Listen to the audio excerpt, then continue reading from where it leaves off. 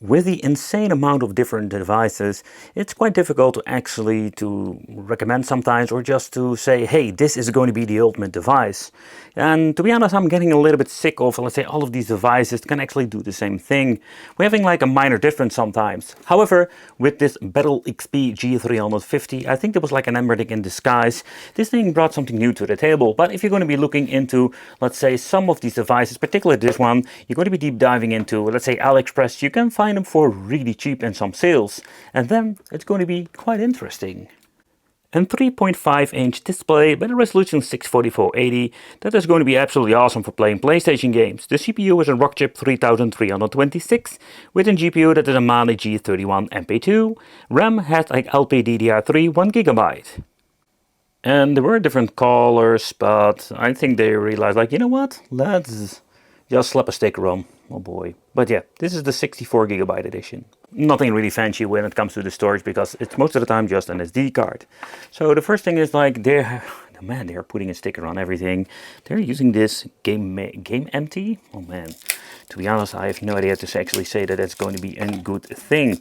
So yeah, personally I would like see like a familiar brand like Samsung, SanDisk or whatever, but that is not always the case. However, I think that Game MT is going to be way better than those, let's say, no brands at all. So the overall design, so the question remains, like, do we actually going to be needing two of the joysticks? I think that depends really what kind of games you're going to be playing. I really love this retro look with having just like this semi, let's say, Famicom look, if I'm saying it correctly. So the overall design is, let's say, relaxing. It looks like really nice, simply because you have like the back buttons to a certain angle. So if you're going to be holding it, it's going to be so much easier to just press. And one of the many devices have been changing out, and some of the devices have like on the buttons on the same row, but only the buttons are slightly different. So another thing is that the travel, and of course the macro switch underneath. If you're going to be looking at it, I must say that comfortability wise, this G350 with the back button is okay. At the front we're finding the ABXY, and the overall button feel, it's quite satisfying, to be honest. And this has to do because of the shape, like there's not a lot of wiggle to it, but that's like this very nice round shape and a very nice travel. However, the resistance, personally, I want to have a little bit loose membrane underneath, or maybe micro switch is also great, but not too much resistance. Select the start over here, the menu button, and of course the D-pad. And the D-pad itself has a very nice touch to it. Not too loose, not too sturdy, I like it. Having two joysticks with click. At the side we're going to be having the micro SD card already. So this contains most of the time the firmware. Let's see what kind of brand it is. 64, that's interesting. So 64 over here. So we can actually use two SD cards. So let's slap both in. This one's going to be for the storage. At the bottom we're going to be finding the speaker. There is no removable battery, and at the top we're going to be having the input for the power supply and the OTG port, two LEDs and the jack out. And at the side over here we're going to be having the reset and the on and off switch. But let's turn it on and let's see what's going on. And also it includes a vibrator motor, and I must say that, yeah, that vibrator motor, that's kind of cool, but of course going to be only implemented with a handful of, let's say, emulators like the PlayStation, if it's going to be configured.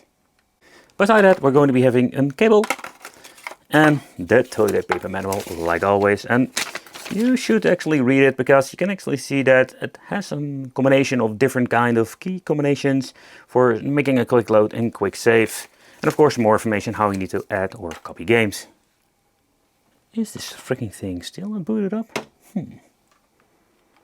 One of the things I really love about the BattleXP, that we do have a physical button over here, and I must say that I have like a very nice resistance, so you don't need to be carefully going to be accidentally pressing it. So I think I personally mess up. So let's turn this thing off. Let's remove the second SD card and let's see what's going on. Let's turn it back on. I do wonder what happens if you're going to be, maybe there's like both having like firmware on it. Would it be the first time? Because this thing is 128GB, and there was not like a really clear description what's going on. Does it do anything? Interesting. Let's figure this one out. Okay, so it's actually in kind of a weird boot loop. That is interesting. Most of the time this happens if this is going to be not having the right configuration. So the first thing I'm going to be doing is shutting it off, or at least if it wants to freaking shut off. And hello, shut the freaking hell up. That's one of the reasons I cannot remove a battery that easily. Yeah, is it shut off now? Thank you. So the next thing we're going to be doing, so I'm guessing this thing is in the wrong position. Let's put this thing in here and just mess around with it, because maybe it's a combination of both of the SD cards. Okay, okay, so this is clear that there's actually one of the SD cards. Okay. So, however, I managed to get myself a new SD card. Yeah, so somehow this SD card was not working at all. But let's take a close look. Let's remove this one. They were using this brand called Xia, whatever it is. So nevertheless, in the manufacturing China unboxing, I already showed the case that we had like a different SD. But the weird thing is, like, they went now for SanDisk. I was thinking, like, why didn't they do that in the first place? Just to have yourself like an original good quality SD card. But the other brand is not going to be like super bad, but hey, it doesn't work, so that's a fact. So let's turn it on. It's been some time. Let's see if it's going to be booting up this today, because we're going to be, I do feel the vibration motor, but that's it, you know, that's actually it. There's nothing much going on. Ah, there we go, RQS to the dough. So it was clearly the problem of the SD card that wasn't working. So let's give him boot up of an emulation station and let's see what's going on with this thing. So with this particular device, I must say that when it comes to the performance and everything, it is something we have seen many times before. So the overall form factor is absolutely nice, but when it comes to the overall configuration, when it comes to the buttons, all of these things that we have seen before with other brands like Red Emernick or whether it's just on Pow Kitty. But when you're getting it booting up and the freaking SD card seems to be working, so out of the box, this thing is like one of those plug and play devices that can be super easy to actually use. It's kind of cool to have a Mega Duck over here. And there is absolutely so much we can play, all the way up to PlayStation 1. However, so Nintendo DS is one of those systems I personally just love to play on a dual screen device. So we have two analog sticks, so for the people who just want to play with that, that is absolutely possible. However, there is so much that we can actually play, that's kind of cool. So let's see how it is with the configuration. See, now everything seems to be loaded up like it's supposed to be. Pressing start, we'll have all of the options to mess around with the display settings. Putting the brightness on 65%, and the overall display looks absolutely nice. We can adjust the volume over here if you want to. So that's why I'm always glad I went for the physical, not just the physical buttons for the audio. And let's see, let's check it out. We're having over advanced settings, where we go with like show frame rate and stuff like that. And you know, there's all kinds of cool things that we can change out, tinker with. So if something doesn't work, we can fix it in the end. However, so let's take a close look, for example, with some MS-DOS. Oh man, playing some old school Commander Keen. The display itself looks absolutely great, and I must say that when it comes to, let's say, play old school retro games nowadays, it's absolutely such an overall cool experience. So with an MS-DOS we can just play it without any problem. But let's see what's going on. Let's boot it up and let's see if it actually plays into the game. It's kind of cool to see that the MS-DOS games work without any problem whatsoever.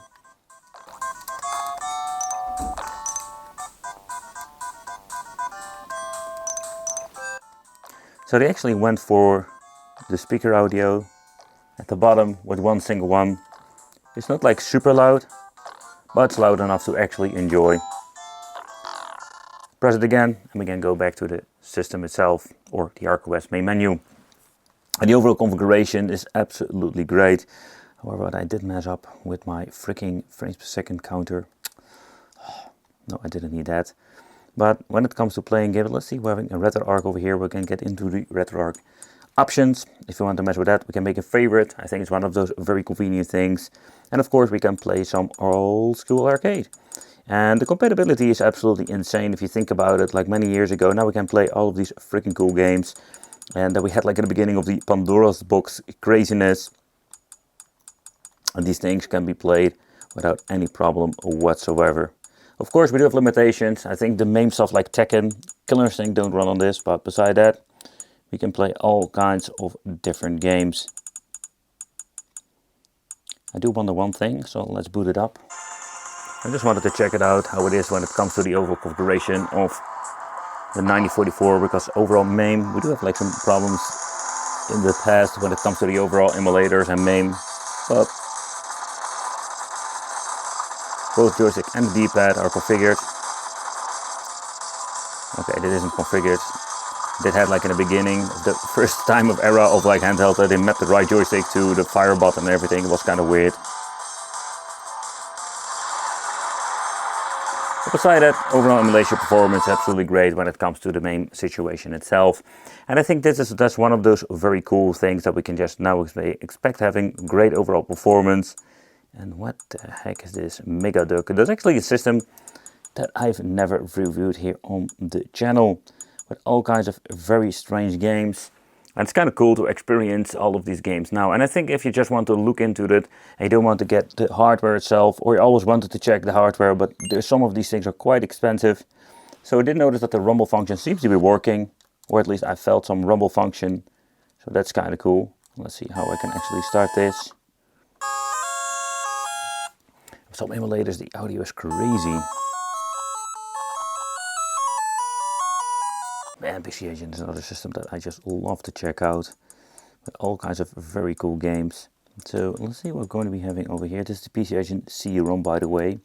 I need to say it correctly. So we do have like even the option to add, like say, CD and other kind of, like say, very cool devices that are normally quite difficult to actually find. And the overall audio, man, the audio of some of these games are pretty cool. Having even the option to have like intros. But the audio is really good. And that's one of the reasons I love to have those the Sega CD or just the PC Engine CD add-ons. Man, the audio is so good. That is some really funky soundtrack. So with the D-pad overall configuration, I must say I like it. Like the overall feedback, but also when it comes to the way how this thing absolutely performs.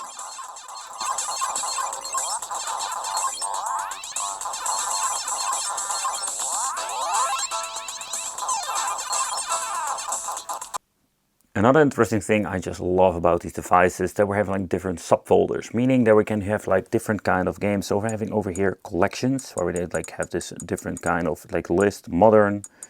It's kind of weird, but we're having translations. And I accidentally pressed the button twice. Okay, I messed it up. My mistake. So if you want to use the back buttons itself, that's going to be like also very convenient if you want to scroll very quickly, do the list itself. Let's see if I can actually manage to find my favorite game on here. Street Fighter 2, no, that's one. But you can also see that not every single picture is loaded up. Yeah, Tailgater, man.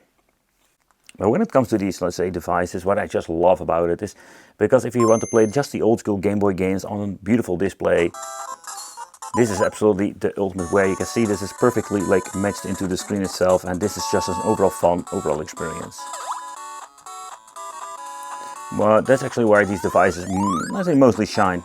And yeah, some of their like more powerful ones have the option to play and PSP, but I don't really like playing that on here. I just wanted to play the old school games with the resolution that fits perfectly to the display itself. But yeah, let me know in the comments what do you think.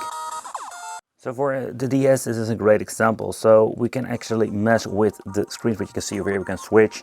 So maybe some of you don't really care about that. So we don't have a touchscreen, so we cannot like really utilize this like it's supposed to be. So I think that's such a big overall bummer. Okay, I think I did mess something up. Wow, the joystick is messed up. Hello? Oh man. But for example, can I actually do anything here? Let's see, this messed up. Wait. Yep, there we go. I need to press the joystick. Okay. No, I don't want. Oh, no. I don't want to put my name in. Okay, let's put it that way. There we go. Well, the idea is actually I wanted to showcase what is going on with the over emulation. I just want to play by myself, with myself, and just have some old school fun. But that do make me wonder one thing. Can we actually...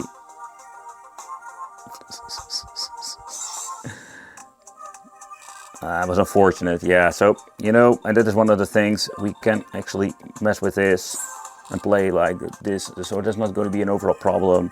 But beside like the joystick has been messed up in overall, I think it is such an overall, just a bad experience, you know. But let's reset it, let's go do something else that I do like. So with PlayStation 1, this is one of the many systems that actually shines perfectly on the devices like this.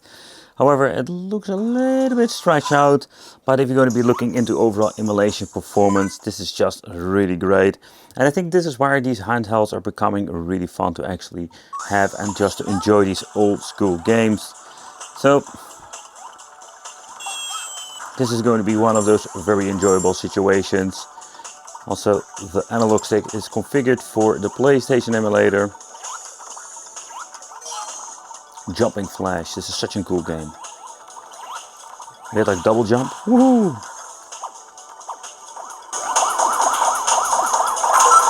Yeah.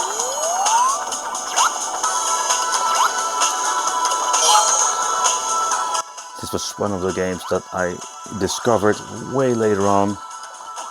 That was such an overall fun to play. Absolutely really cool hidden gem. Jumping Flash, first person in the game. That's one thing unique. So when it comes to the so many devices being released, the G350 BattleXP is one of those very cool devices that had a lot of potential. So out of the box it can play a lot, but this is not something unique. It's one of many where I was really enjoying myself with this particular model, because this is a very beautiful, I would say, quality feel product. And yeah, it's unfortunate of the SD card at the beginning, but that's some of the things that you should always consider if you're getting one of these devices, what kind of brand they're using. And it's like a cheap brand, just make a backup and put it on a normal SD card. Beside that, the G350 had a lot of potential. Thank you all for watching. Let me know in the comments what do you think of this. And it will be great to see you in the next video.